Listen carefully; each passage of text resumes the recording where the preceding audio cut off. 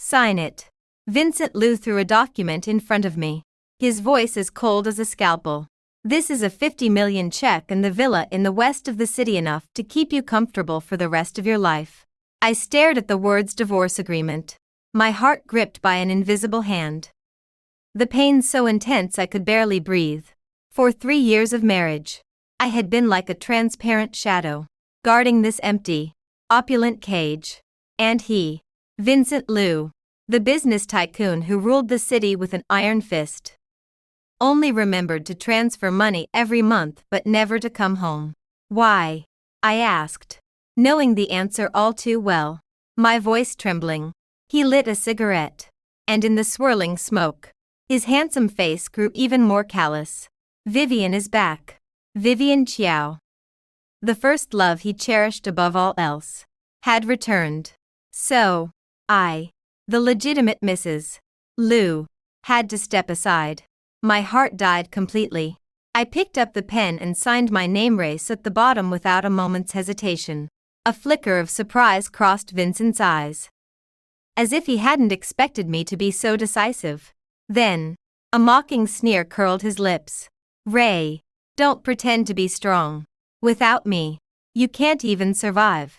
I didn't respond, just grabbed the small suitcase beside me and walked away.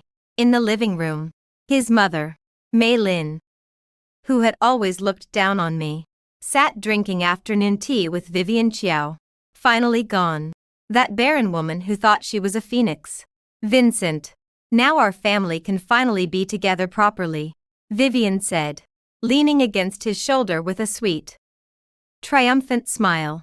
I walked straight out of the villa without a glance. A limited edition Bugatti Veyron glided silently to a stop in front of me. The door opened, and a man in a black suit bowed respectfully. Boss, welcome home. Vincent's mother, Mei Lin, approached him with a cup of bird's nest soup. Vincent, that jinx is finally gone. You need to treat Vivien well now. That orphan from the countryside actually thought she could climb the social ladder. If it weren't for the old man forcing you to marry her for good luck back then, she'd never have set foot in the Liu family. Vivien shyly linked arms with Vincent. May, don't say that. Ray must be pitiful. Though her words feigned sympathy, the smugness in her eyes was unmistakable. Vincent gazed out the window, feeling inexplicably hollow inside. He had expected Ray to cry, make a scene, or cling to him like a shrew. But she hadn't. She was as calm as stagnant water, leaving him feeling like head-punched cotton. Enough. Don't mention her. It's bad luck. Vincent snapped irritably, waving a hand as he pulled out his phone to handle work. Suddenly, his assistant Henry Zhang called in a panic. Vincent, it's bad. The company servers have been hacked. The core data for the Heavenly Vault project we're bidding on is being stolen like crazy. Vincent's face darkened. What about the tech department? What are they doing? The hacker is too strong. Our firewall is like paper to him. Vincent, in 10 minutes, all the data will be gone. Our 6 months of hard work will be ruined. The Heavenly Vault project was the Liu family's most critical initiative this year, and he had specifically assigned it to Vivien to help her gain a foothold in the company and silence the critics. If anything went wrong, not only would Vivien become a laughingstock, but the Liu family's stock would plummet. Useless. Vincent roared.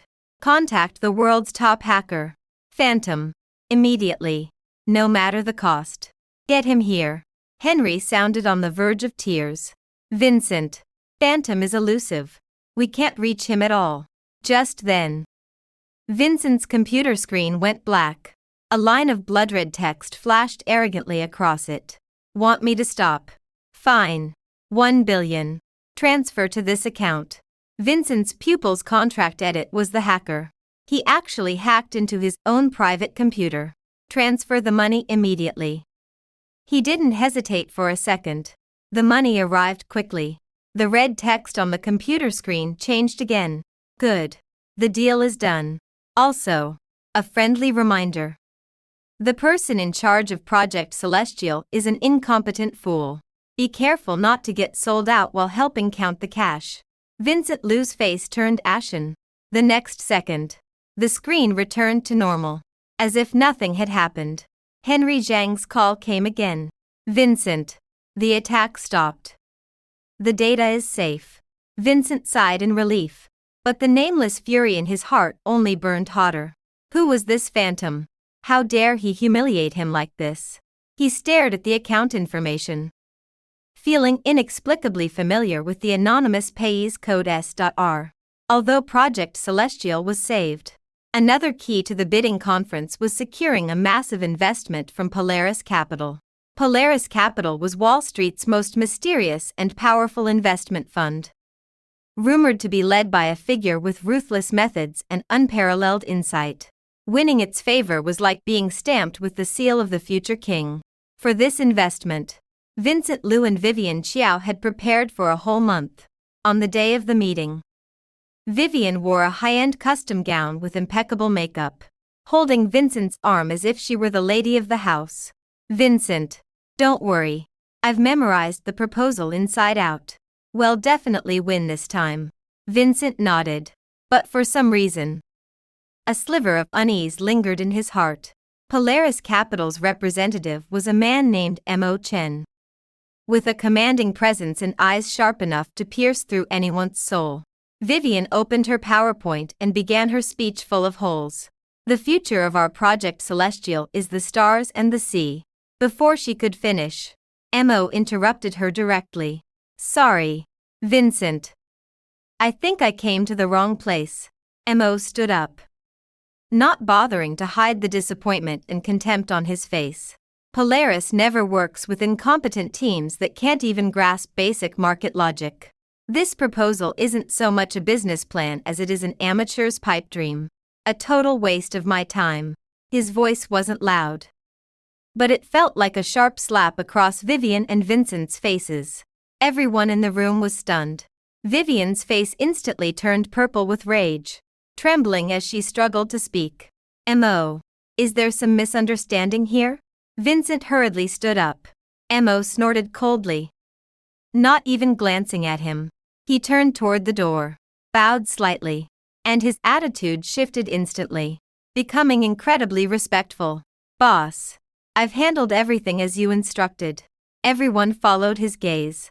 At the conference room door, Ray Su leaned against the frame, toying with an exquisite lighter. She wore a simple white t-shirt and jeans, yet she seemed to stand at the pinnacle of the world, radiating a light too dazzling to look at directly. Her red lips parted, and she uttered two words. Good. Vincent felt like he'd been struck by lightning. His mind blank. Boss. Ray was Polaris Capital's boss. How was that possible? That woman in his home, who barely dared to breathe and only knew how to cook and do laundry, how could she be Wall Street's capital queen? Mo immediately announced. Polaris Capital will fully fund a newly established tech company in Jiangqing Nirvana Tech. Vincent promptly ordered Henry to investigate. A minute later, Henry reported in a trembling voice. Vincent, Nirvana Tech's legal representative and sole shareholder is Ray. Vincent returned home in a daze. Mei Lin saw his pale face and immediately approached him. Vincent, what's wrong? Did the investment fall through? I told you Vivien wasn't reliable. She can't do anything except flirt. Beside her, Vivien Qiao was crying her heart out. Mei Lin, it's not my fault. It's all Ray Su. She stole our investment. Ray, Mei screamed. That bitch. How could she have such ability? She is the boss of Polaris Capital. Vivien said, jealousy twisting her face. She must have hooked up with some old man long ago. Otherwise, where did the money come from? Vincent Lu ignored their commotion, walked upstairs alone, and locked himself in the study. He couldn't accept this reality. The woman he had despised for 3 years, the woman he thought couldn't survive without him, had transformed into someone he now had to look up to. What had she been playing at all this time? A submissive wife? Or a top-tier con artist? The more he thought, the more confused he became, his heart feeling like it was being crushed by an invisible hand. Just then, the butler of the old mansion called, his voice frantic. Vincent Liu. It's terrible. The old master. He suddenly had a heart attack and is dying. Vincent froze, then immediately rushed out of the house. The old master of the Liu family was the only one in the entire Liu family who had genuinely treated Ray well. Years ago, it was the old master who had pushed aside all opposition and insisted he marry Ray. When he arrived at the hospital, the entrance to the emergency room was already crowded with people. The nation's top cardiac surgeons were at a loss, shaking their heads repeatedly. Mr. Liu's condition is too critical. We did our best. Unless we can get the legendary healer Dr. S. Otherwise, prepare for the worst. Dr. S. A myth in the medical world. Rumors said a single golden needle from her could decide life or death. But she was elusive, eccentric, and nearly impossible to meet. No matter the price.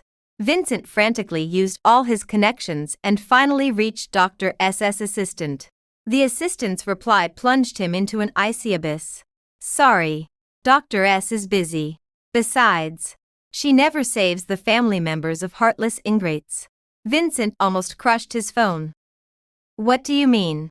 The other person scoffed coldly and hung up. Vincent's mother may collapse to the floor, wailing loudly. Vivien also dabbed fake tears.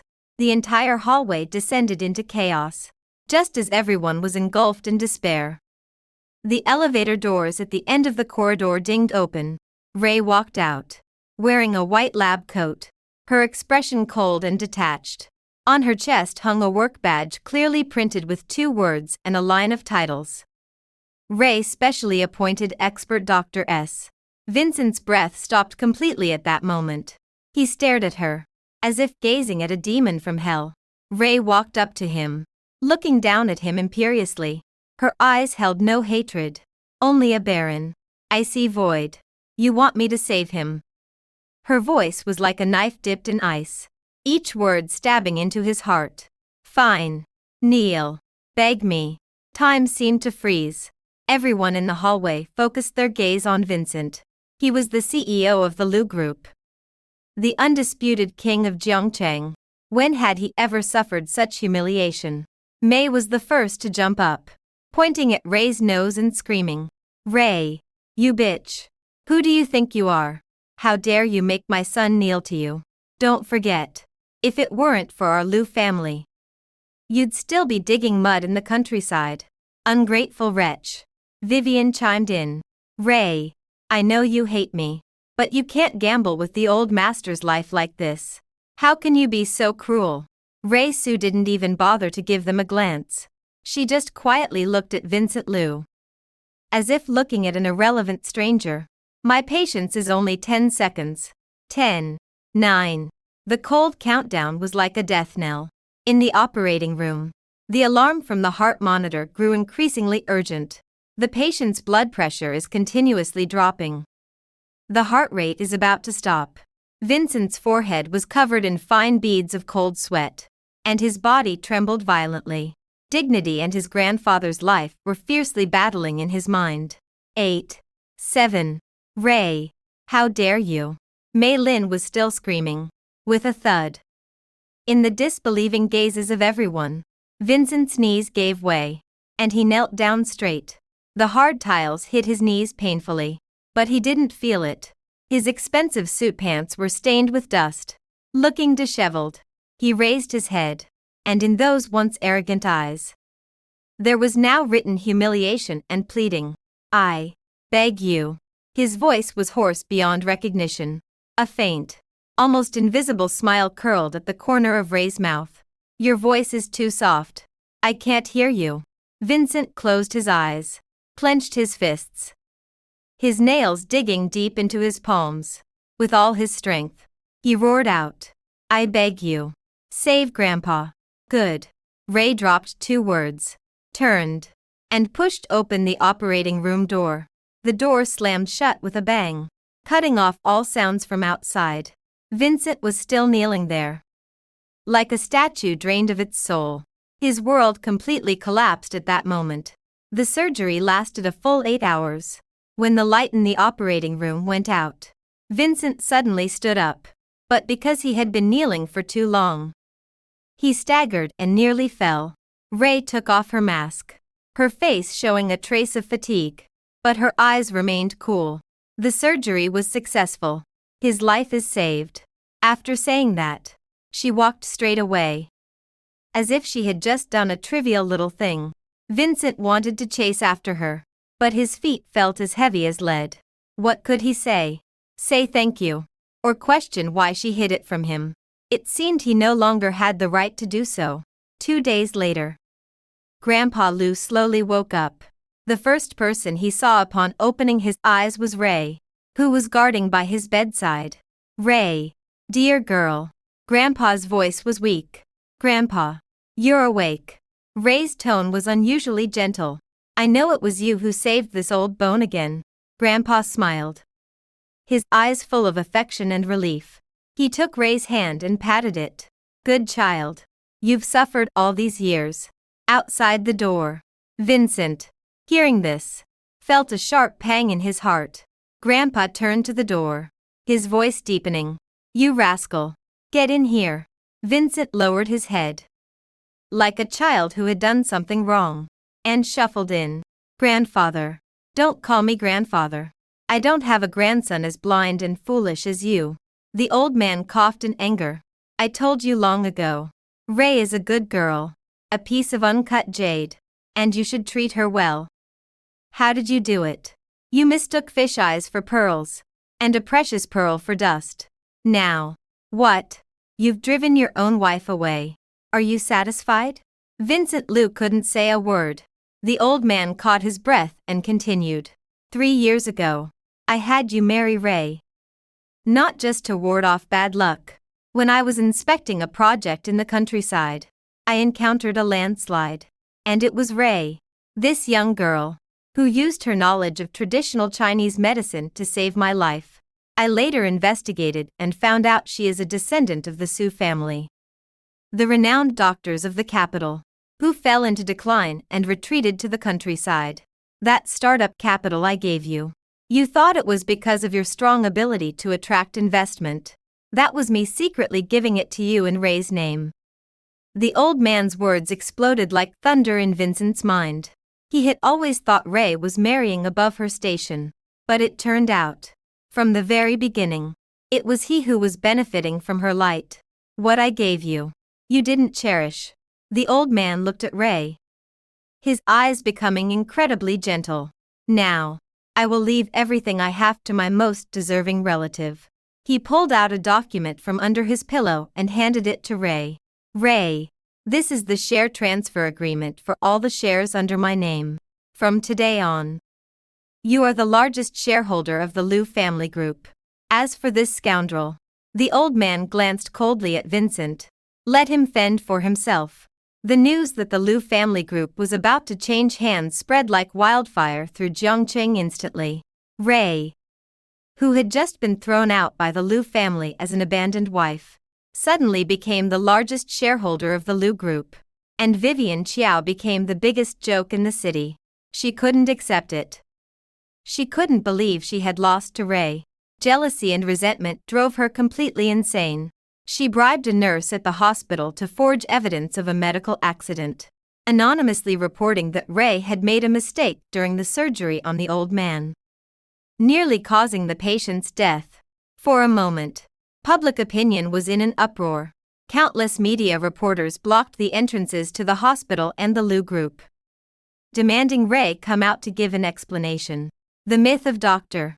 Ray was on the verge of being destroyed.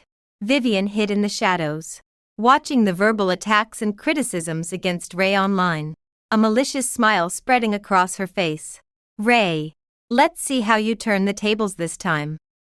She gloated as she called Vincent. Vincent, did you see? Ray is a fraud. She doesn't know medicine at all. She nearly killed grandfather. But there was only silence on the other end of the line. Just as Vivien thought Vincent would side with her, an even bigger bombshell exploded online. A high-definition video clearly recorded how Vivien had threatened and bribed the nurse to forge evidence. Immediately after, more scandals were revealed one after another. Shocking. Rising designer Vivian is a plagiarist. Her debut work is a 100 copy of a foreign niche designer, exposing Vivian rise to fame. Plastic surgery. Fake diplomas. Dating multiple wealthy businessmen simultaneously. The so-called top socialite is nothing but an outright liar.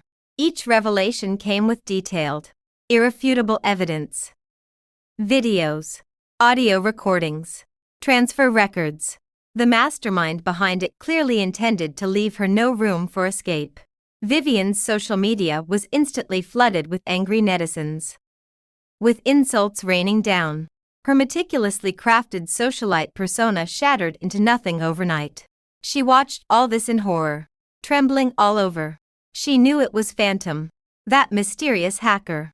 She frantically called Vincent, crying and begging, "Vincent, save me. Quickly help me take down the hot searches. Please." Vincent's voice was as cold as Antarctic ice. "Vivian, you forged evidence and tried to harm my savior. From now on, there's nothing between us." After saying that, he hung up and blocked all her contact information. Vivian collapsed to the ground, her face ashen. She was finished. It was completely over. At this moment, Ray was sitting in her office, looking at the scrolling code on the computer screen and gently hitting the enter key. On the screen, a black ghost logo flashed by. She picked up her coffee and curled her red lips slightly. "Trying to fight me? You're still too inexperienced." Vivian's downfall made Vincent finally wake up. He finally understood how terribly wrong he had been in the past 3 years. He began to desperately want to make amends. He held the largest bunch of blue enchantress roses and rushed to the downstairs of Ray's company. "Ray, can we have a talk?" Ray's assistant directly called the security guards. "Sorry, Mr. Liu. Our CEO Ray is very busy and has no time to see you." 2 tall security guards escorted him out like they were picking up a chick. He was not willing to give up. He wanted to buy the office building next to Ray's company, hoping to be closer to her. But the next day, the news came out. Nirvana Technology spent a fortune to acquire the CBD Twin Towers, creating another business myth. He wanted to give her out-of-print jewelry, but found that those things had already been bought by her and were casually thrown in the office as decorations. He called and texted her like a madman. "Ray, I know I was wrong. Please give me another chance. Okay. Ray, it's raining outside. Remember to take an umbrella. Ray, I miss you so much." All his messages were like stones sinking into the sea. With no response, he finally experienced the despair of never getting a reply, which was what Ray had felt when she sent messages to him before. The wheel of fortune had turned. Now, it was his turn. He was like a stalker, waiting downstairs of Ray's company every day just to catch a glimpse of her.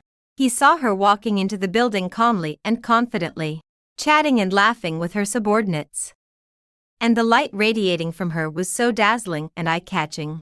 And he could only be like a rat in the gutter, hiding in the corner and looking up at her humbly. Only then did he realize that he had never really understood her. The Ray in his memory always wore an apron, with her head down, gentle and silent. But the Ray in front of him was confident, powerful, and shining brightly. Which one was the real her? Or were they both her? It was just that he had killed the Ray who loved him with his own hands. One day, Vincent was waiting downstairs again. He saw Ray walking out side by side with a man. The man was handsome and gentle, and his eyes looking at Ray were full of undisguised admiration and spoiling. It was M.O., the representative of Polaris Capital. M.O. thoughtfully opened the car door for Ray, and they got into the car chatting and laughing. That scene was like a red-hot iron, burning Vincent's heart severely. A feeling he had never experienced before, called jealousy, instantly engulfed him. He drove after them like a madman. At the entrance of a high-class restaurant, he stopped them. Ray. His eyes were bloodshot, and he stared at M.O. firmly. "Who is he?" Ray frowned. looking at him like a crazy person who was making trouble for no reason. Vincent, we're divorced. My business has nothing to do with you.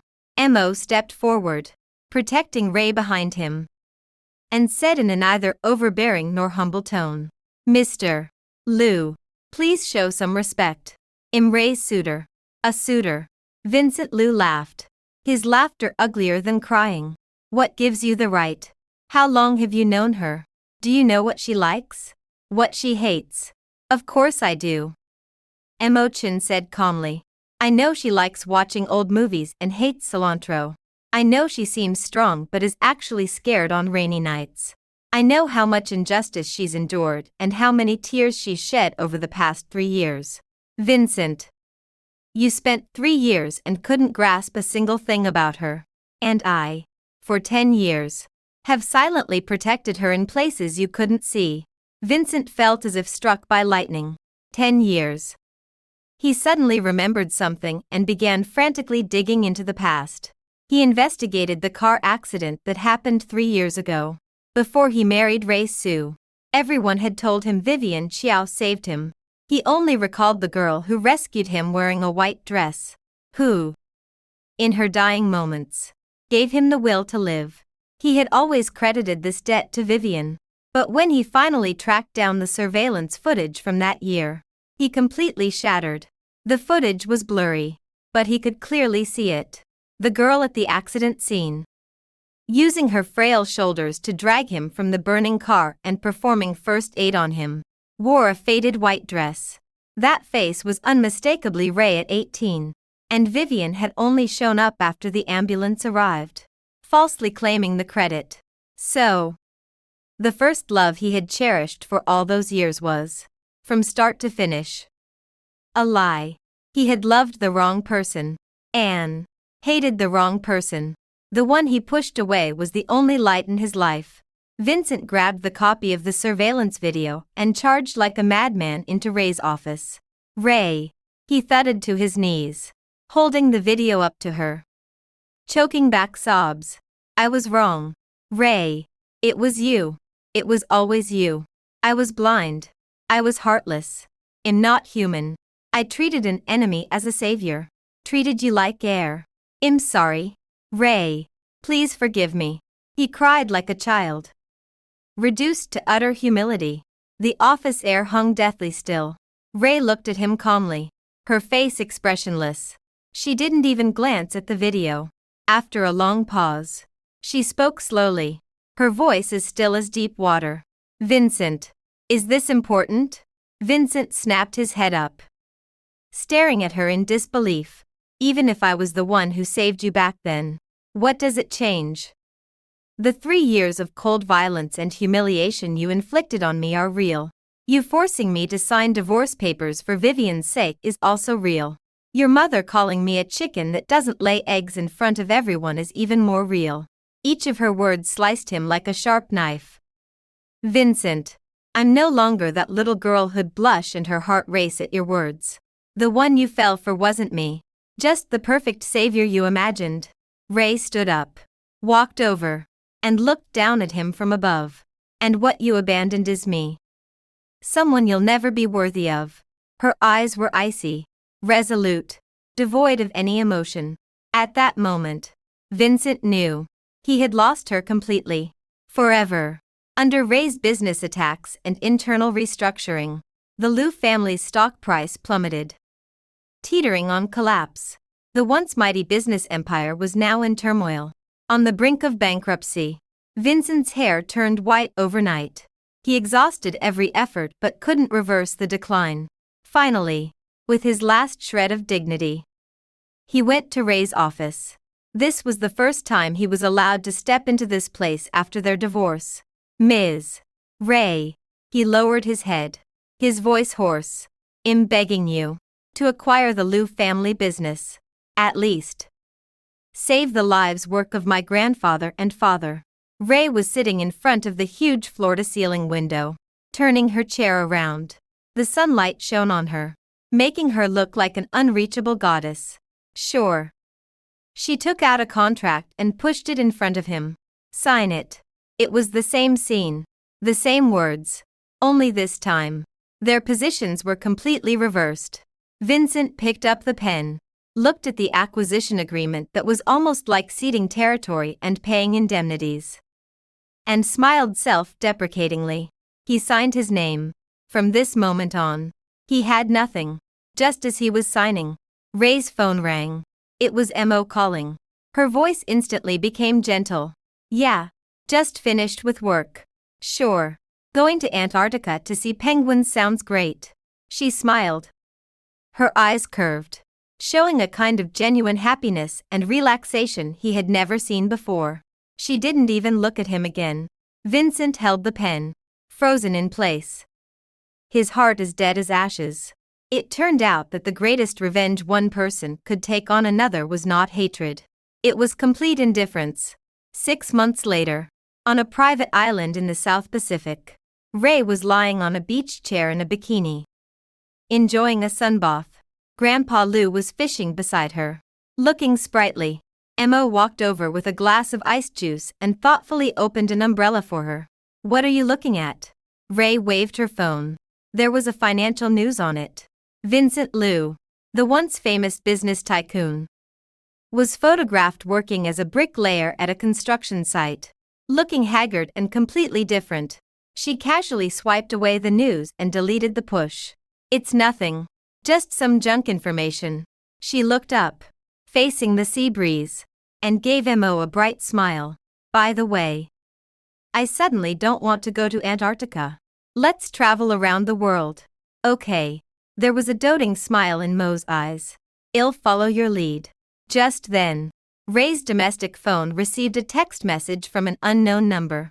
Ray, I really know I was wrong. I'll spend my whole life atoning for my sins. Please, come back to me. Ray glanced at it, a playful smile curving her lips. She handed the phone to Mo. Reply to it for me. Mo took the phone, tapped on the screen with his long fingers, and then handed it back to her. Ray looked at the reply and smiled in satisfaction. There was only one sentence on the screen. Want to chase my boss? Get in line. Oh, I forgot to tell you. The reservation has been booked until the next life.